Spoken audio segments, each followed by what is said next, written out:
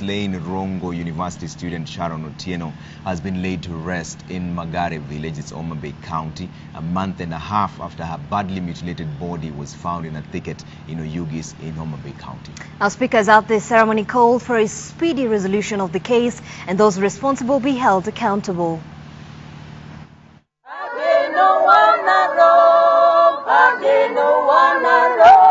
It's a pain veiled under the somber hymns of the mourners gathered for the burial of Sharon Otieno, who was tortured, murdered, and her body dumped in a thicket.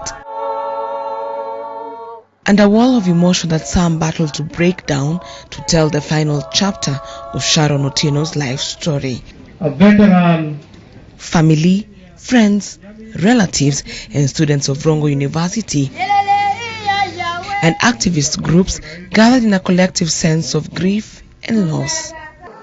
For death to snatch you, such a beautiful, courageous, jovial girl, Miss Homa Bay County. When I looked at some of the suspects in court, always falling to tears.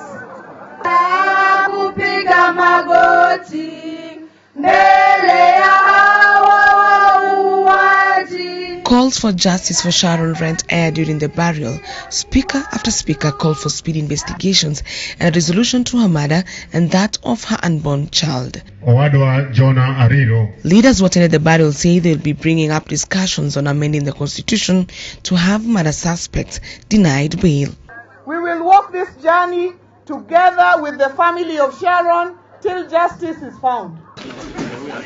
Magare Governor Okoth Obado and his aides Michael Oyamo and Caspar Lobiero have been charged with her murder. Don't sleep. Keep an eye.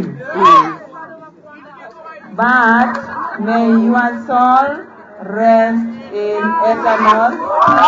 Obado is in police custody as the court will rule on his application for bail on the 24th of October.